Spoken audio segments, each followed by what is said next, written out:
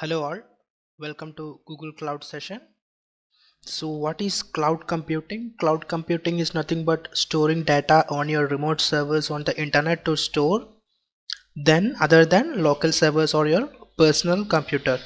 So many people have an assumption like when you mention cloud computing that your data does not reside on the physical device. This is a wrong consumption.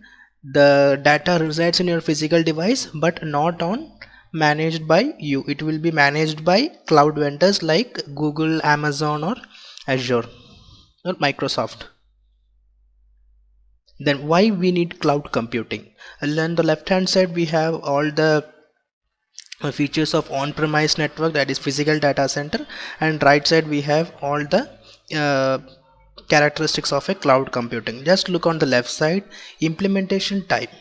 Like no, this is like implementation time. Why implement? We have a short implementation time, we have significantly lower upfront investment when it comes to cloud computing. It is very low.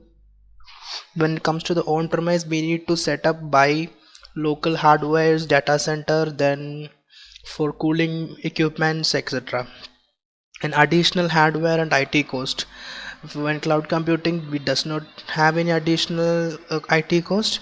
When it comes to on-premise, suppose tomorrow we'll going to have a huge requirement, then we need to additionally add up more servers, so that in turn increase the company expenditure. Then we have a predictable we can maintain a predictable cost when we are using cloud computing. Where this one, there may be, we can sometimes be in on premise, sometimes we will over provision and under provision our infrastructure. Then degree of customization, less customization in general, great ability to customize on the right hand side. So vendor, as I said, it will be controlled by the vendor, and on premise when the right side, when it comes to cloud computing, it will be control of the security standard, it will be done by the organization. And this is the top 3 cloud computing markets. We can see AWS, which came very early into the market, have a very 48% growth, and it's dominating the market with 31%. Next comes the Azure and Google Cloud.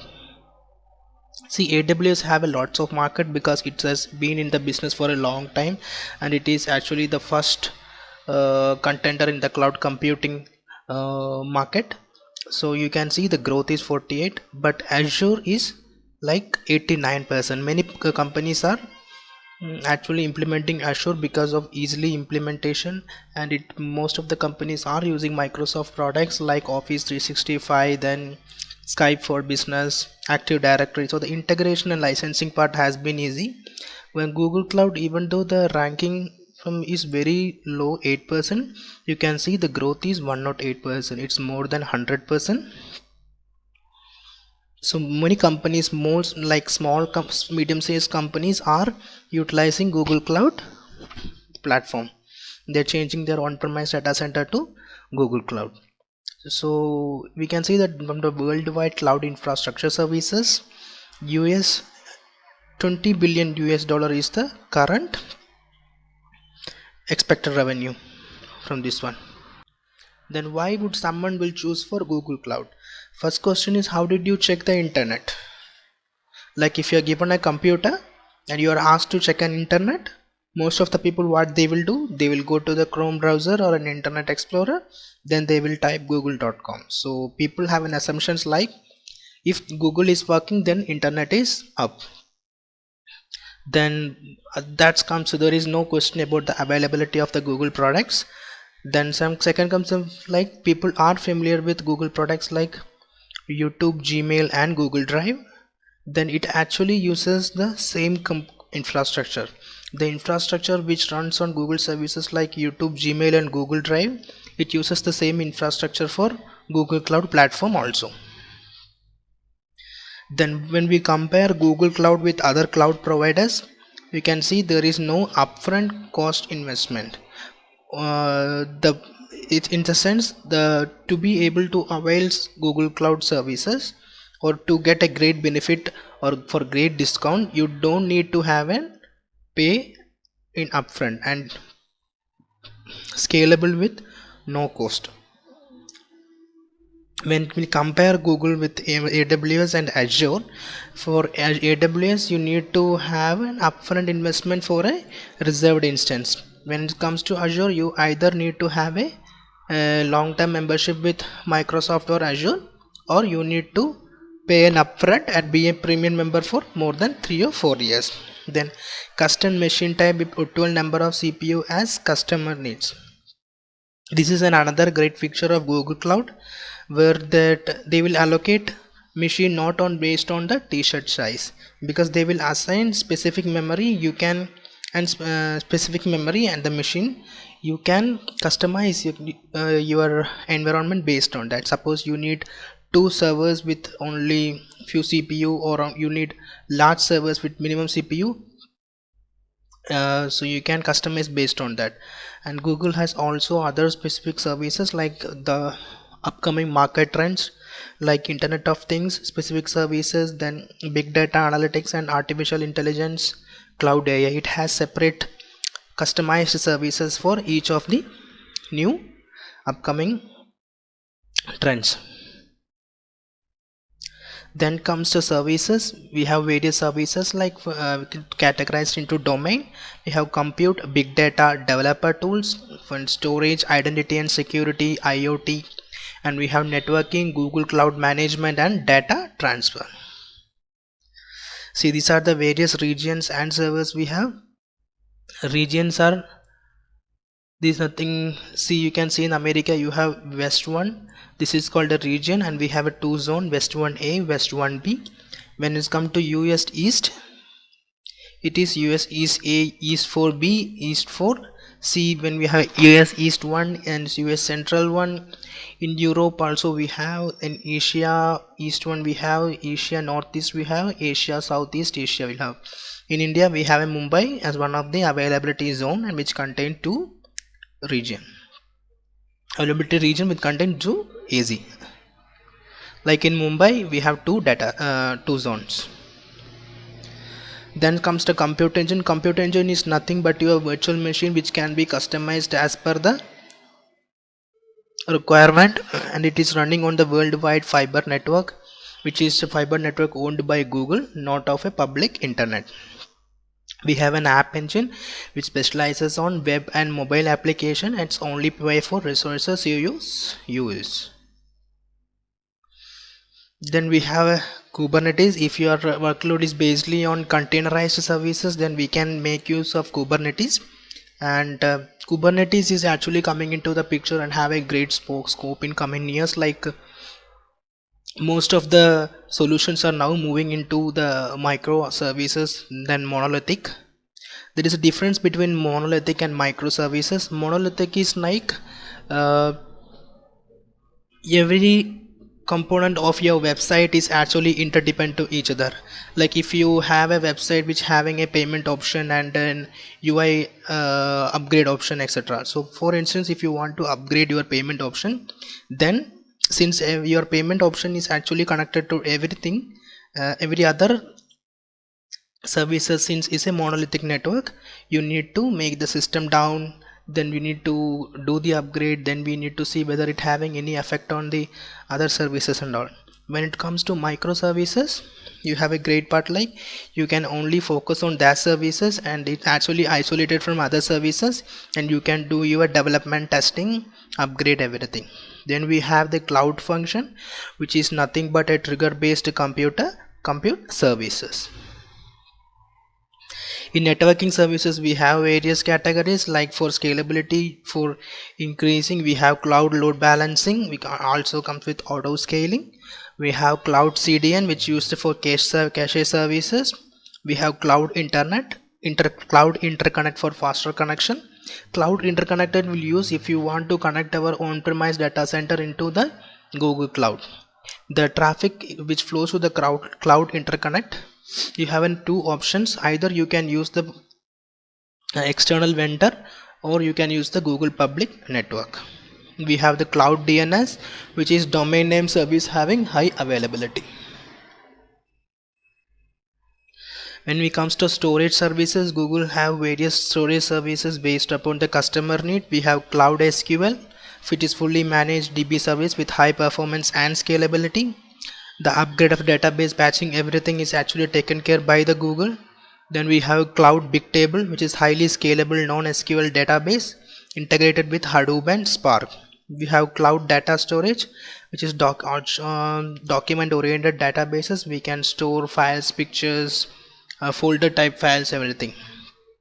Have a persistent disk, which is usually for high performance, suitable for virtual machine and container storage. Then comes the big data solution. We have Google actually focus mainly on big data and machine learning tools and the containers. So in big data we have big data serverless services, no need of DB admin, everything is managed by Google itself. Then data pro, which is nothing but a hard Spark and Hadoop services which create clusters faster. Data lab, which used to integrate with BigQuery and machine learning tools. We have Google PubSub, which is used for real-time message application. It can actually used for getting and giving notifications and all. So now we will get a tour of our console. This is our console, Google Cloud Console. You can see in the left hand side we have project information. I am in a project called GCP Automated Network. We have few other projects, Hello World, IAM, my first project. You can start a Google free trial account for just ₹1. Google will give a credit of $300, which means you can say use the Google services uh, just for the limit of $300. Once you need to provide your card number. Don't worry, Google will not deduct any amount in your free trial, because once for instance, if your use the services more and up the threshold quota, then Google will automatically stop the services. And you can have various APIs there. Google platform service, here it's showing all services are normal. Then we have a billing. Make sure that whenever you create a project, every project has to be linked to a billing account, or else your resources will fail. Just go to the project marketplace.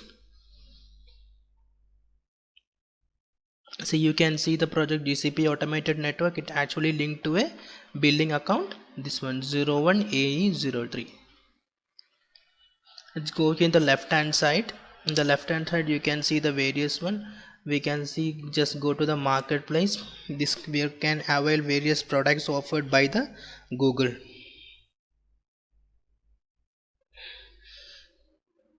See, just search for your solution like CentOS. We have CentOS 6.7.7 secured. If you want to deploy this solution, just click on it, then launch on Compute Engine. The machine will automatically be launched on the Compute Engine.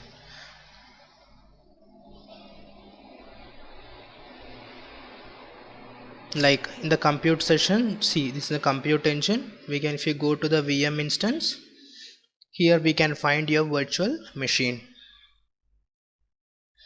You can create a virtual machine or an import. You can also do import is from the Cloud Endor on Velostrata. That is nothing but the Google migration services. Cloud Endor is actually took up by AWS recently. So now the Google is actually using Velostrata for this migration.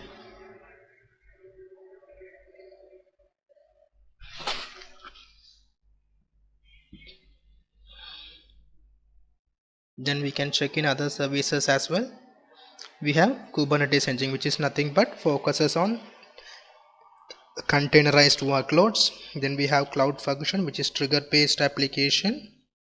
When it comes to storage, we have Bigtable, data store, file store, and storage. This is nothing but an unlimited storage where you can create a bucket and you can store your files. See, I already have one bucket named C store. and I already have one file log folder.txt. If you want to upload a file, just click on upload,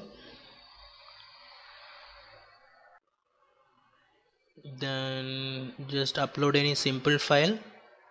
You can upload anything actually, so just for the sake of it I am uploading this one.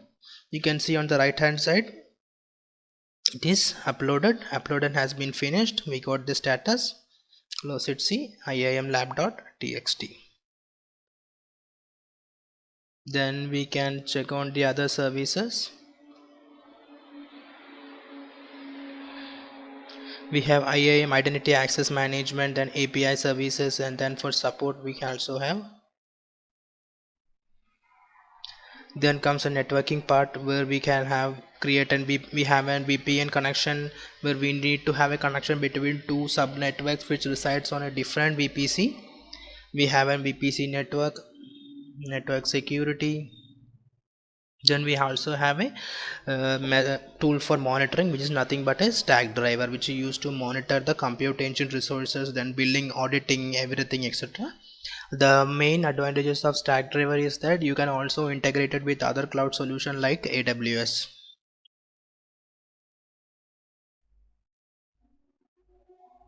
Then this is like automated tool like cloud deployment manager, container registry, cloud scheduler, etc. Private cloud. Then just I said big data, we have PepSub, BigQuery, Dataflow, IoT Core, Composer.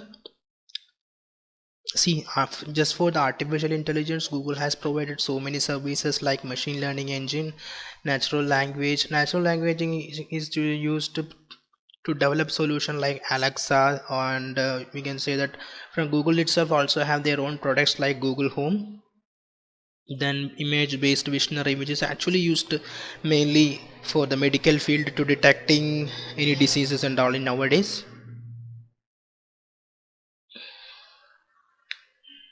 Then when it comes to the right side, we have Google Active Cloud Shell. It is a Linux based console which is actually used to manage resources on the Google Cloud Shell. If like if you want to make use of command line instead of the console, you can use this Google Cloud Shell resources.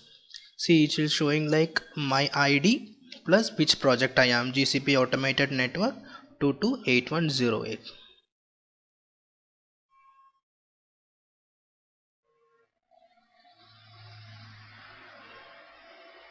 Then we can go back here.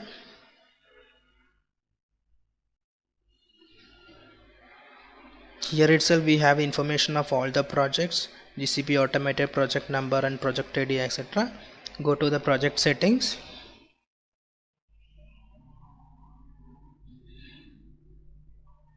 See, we project setting itself, we have project name, project ID and project number. Project name can be editable, for instance project ID and project number cannot, because these two are system generated and we cannot edit here. For example, if I want to change the project, just go here and you can choose the hello world.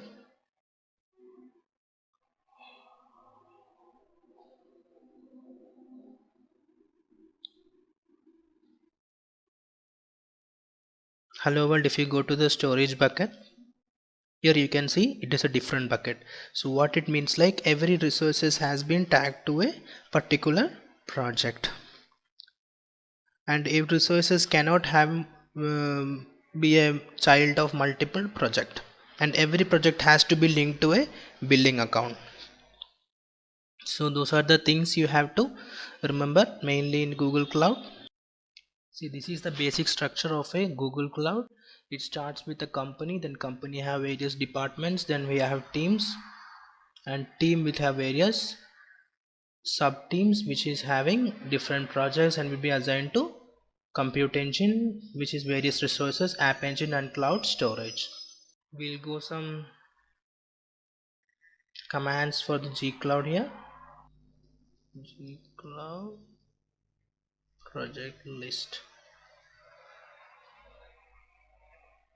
Compute will actually come for the compute engine part, so I was just mixed up it.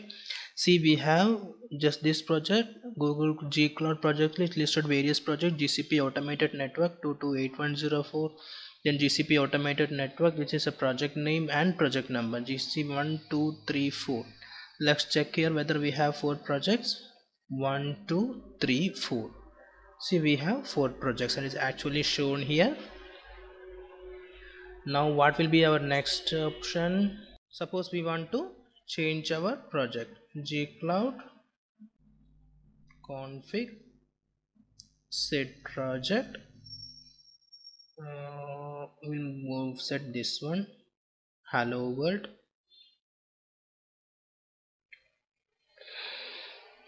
See, the project has been updated.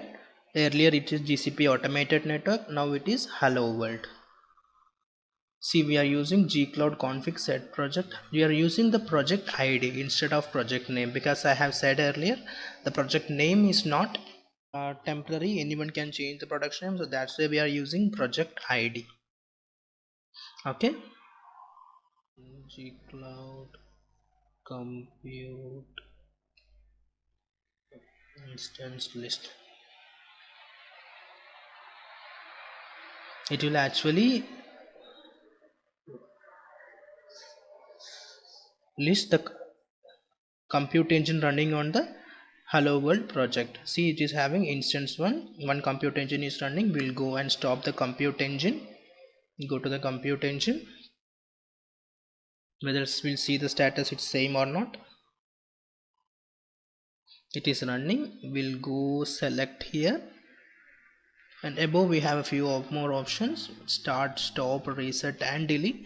First we will stop the compute engine.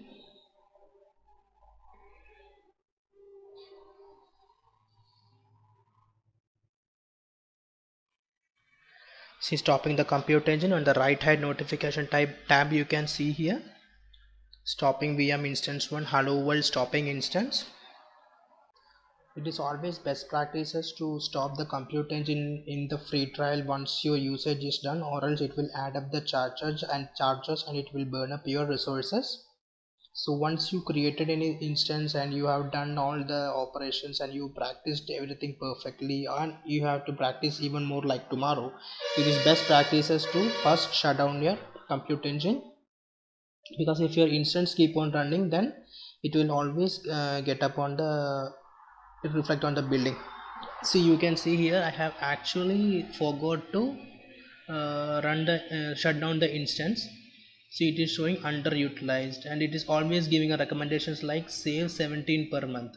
Why it is saving going this notification means because I have used this CPU one 1.576 memory, and I am actually not using anything for the computer engine. So that's why Google is recommending like you can always save more to reduce the billing. So once you select the compute engine, just go here and delete.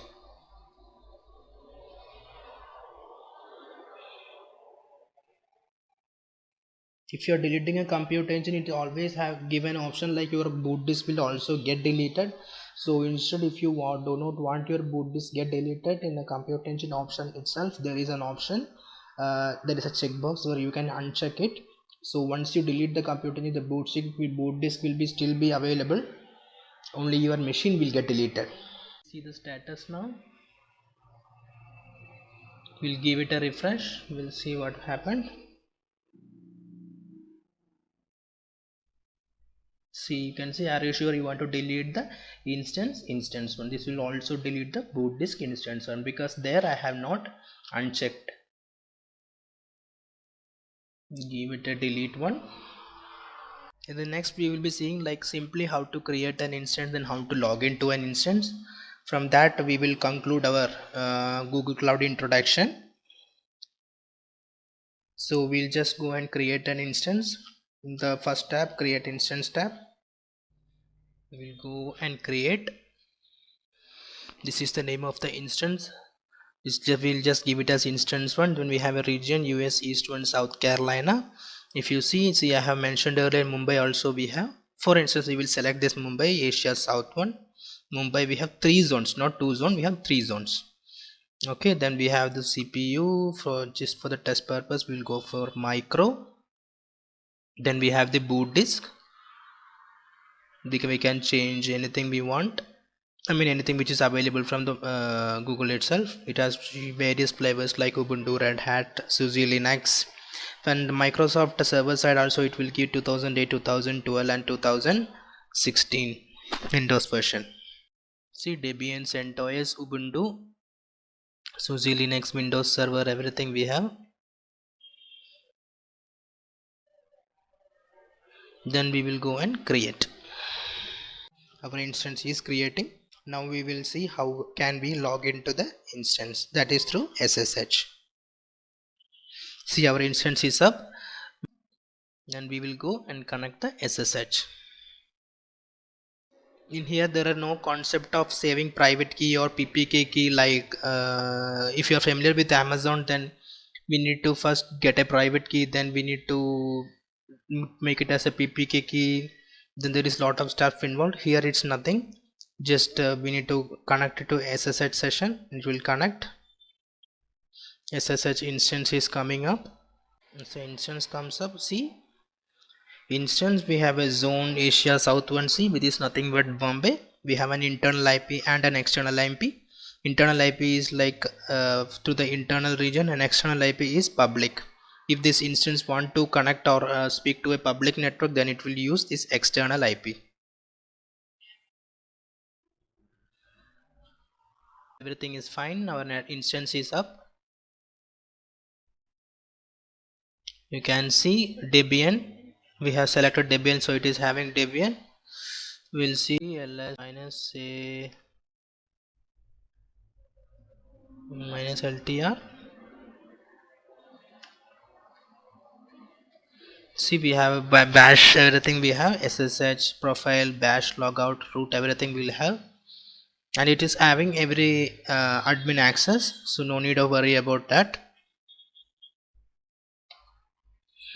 We'll exit here. Now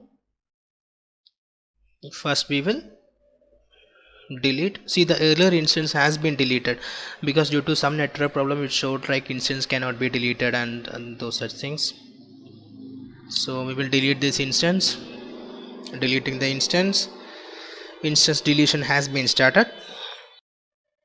See, instance has been successfully deleted. See, so you saw like how easy in Google Cloud to you create an instance and according to our need, and how to log in easily, no need of any keys and all. So we will be coming going to the services of various Google Cloud, I say, like Kubernetes, storage, Firestore, everything we have. So that's all from my side. Thank you.